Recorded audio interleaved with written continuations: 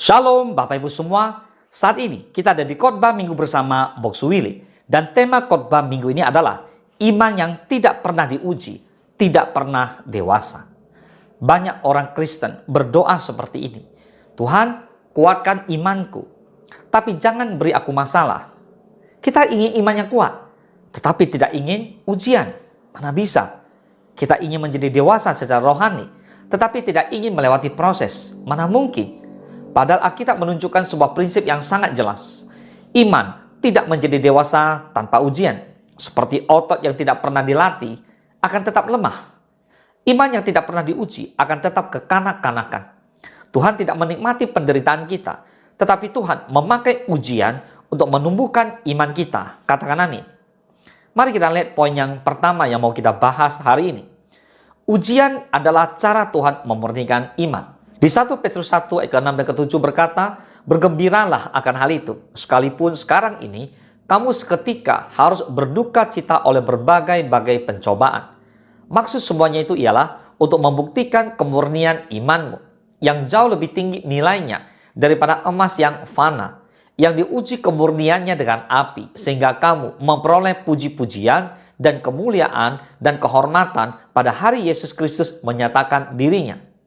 Jadi Alkitab mengatakan sesuatu yang mengejutkan. Iman ternyata harus diuji. Kenapa? Karena iman yang tidak diuji belum terbukti. Emas menjadi murni melalui api. Demikian juga iman menjadi murni melalui ujian hidup. Kita lihat Abraham.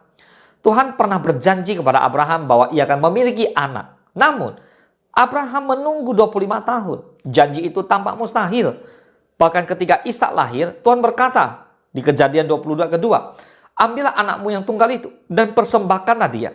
Nah, ini adalah ujian iman yang begitu luar biasa. Tetapi Abraham tetap percaya bahwa Tuhan tidak pernah salah. Karena itu Abraham lulus ujian iman. Dan hasilnya Abraham disebut bapak orang beriman.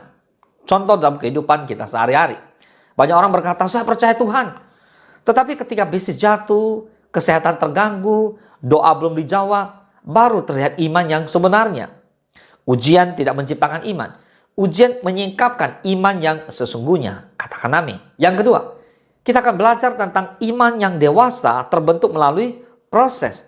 Yakobus 1 ayat kedua sampai keempat berkata, saudara-saudaraku, anggaplah sebagai suatu kebahagiaan apabila kamu jatuh ke dalam berbagai-bagai pencobaan. Sebab kamu tahu bahwa ujian terhadap imanmu itu menghasilkan ketekunan. Dan biarkanlah ketekunan itu memperoleh buah yang matang, supaya kamu menjadi sempurna dan utuh dan tak kekurangan suatu apapun. Bapak Ibu perhatikan prosesnya. Ujian melahirkan ketekunan. Makin diuji, makin tekun. Orang yang makin tekun akan makin dewasa. Tanpa ujian, ketekunan tidak pernah akan terbentuk. Katakan amin. Contoh, kita lihat Yusuf. Yusuf menerima mimpi yang begitu luar biasa dari Tuhan, bahwa ia akan menjadi pemimpin. Tetapi sebelum mimpi itu terjadi, Yusuf mengalami dikhianati saudara, dijual sebagai budak, difitnah oleh istri Potifar, dipenjara tanpa kesalahan. Bayangkan, dari mimpi sampai menjadi pemimpin Mesir butuh waktu sekitar 13 tahun. Pertanyaannya, kenapa Tuhan tidak langsung menjadikan Yusuf pemimpin? Jawabannya simpel, karena Tuhan lebih peduli membentuk karakter daripada memberikan posisi kepada Yusuf. Contoh kehidupan nyata, seringkali kita berkata, Tuhan pakai hidupku. Tetapi kita tidak siap untuk sebuah proses, tidak siap untuk kegagalan, tidak siap untuk pembentukan karakter. Padahal orang yang dipakai Tuhan selalu melalui proses panjang. Yang ketiga, ujian menumbuhkan kepercayaan kepada Tuhan. Ketika hidup berjalan baik, mudah berkata Tuhan baik. Tetapi ketika hidup menjadi sulit, iman kita benar-benar diuji. Contoh Alkitab adalah Ayub. Ayub kehilangan semuanya, harta, anak-anak, kesehatan, dan reputasi. Namun Ayub berkata di Ayub 13 ayat ke-15, lihatlah, ia hendak membunuh aku, tak ada harapan bagiku, namun aku hendak membela perilakuku di hadapannya. Ini adalah iman yang dewasa. Bukan iman karena keadaan baik, tetapi iman karena mengenal Tuhan. Contoh kehidupan, ada orang percaya kepada Tuhan karena hidupnya lancar, bisnisnya maju, keluarganya baik. Tetapi ketika badai datang, mereka berkata, kenapa Tuhan melakukan ini? Padahal justru dalam badailah iman kita sedang dibentuk. Katakan amin. Yang keempat, tanpa ujian iman tetap kekanak-kanakan. Seorang anak kecil percaya kepada orang tuanya karena semuanya mudah. Tetapi orang dewasa belajar percaya bahkan ketika tidak mengerti, tidak melihat jalan keluar, tidak tahu kapan masalah bisa selesai, dan itulah iman yang dewasa. Contoh Alkitab adalah seorang yang namanya Petrus. Petrus pernah berkata kepada Yesus, "Sekalipun semua orang meninggalkan engkau, aku tidak." Namun ketika ujian datang, Petrus menyangkal Yesus benar 3 kali. Tetapi setelah pengalaman pahit itu, Petrus berubah menjadi rasul yang berani. Petrus bangkit. Bahkan Petrus rela mati demi Kristus. Ujian membuat Petrus bertumbuh dan menjadi dewasa secara rohani. Yang kelima, Tuhan tidak pernah memberi ujian tanpa tujuan. Kadang kita bertanya, Tuhan kenapa ini bisa terjadi? Tetapi Alkitab berkata di Roma 8 ayat 28, kita tahu sekarang bahwa Allah turut bekerja dalam segala sesuatu untuk mendatangkan kebaikan bagi mereka yang mengasihi Dia. Yaitu bagi mereka yang terpanggil sesuai dengan rencana Allah.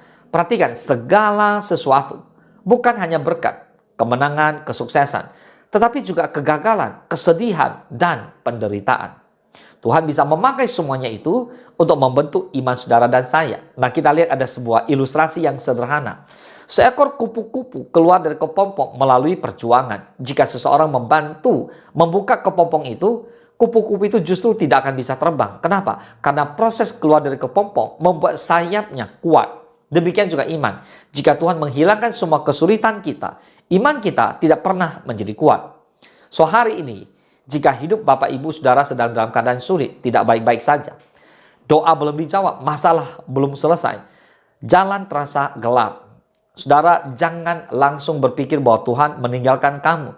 Mungkin Tuhan sedang melakukan sesuatu yang lebih besar, yaitu mendewasakan imanmu. Karena kebenarannya adalah iman yang tidak pernah diuji, tidak pernah dewasa. Ujian bukan tanda Tuhan jauh, seringkali justru tanda Tuhan sedang bekerja. Nah, saudara, sebagai penutup, coba kita refleksi ya. Tanyakan pada diri saudara sendiri. Apakah saya tetap percaya Tuhan ketika hidup sulit? Apakah iman saya bergantung pada keadaan? Apakah saya mau bertumbuh melalui proses Tuhan? Jawab sendiri Bapak Ibu.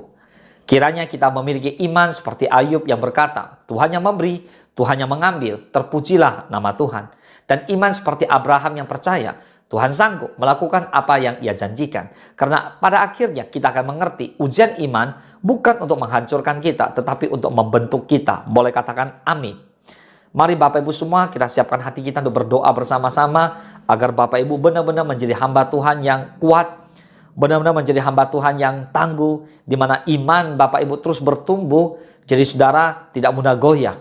Kita mau diproses oleh Tuhan, kita mau diuji oleh Tuhan, kita mau dibentuk oleh Tuhan. Katakan amin.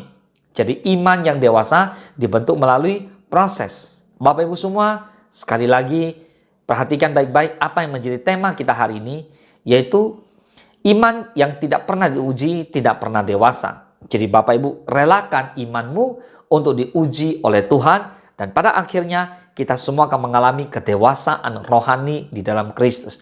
Mari kita bersatu dalam doa. Bapa di dalam surga, terima kasih Tuhan Yesus.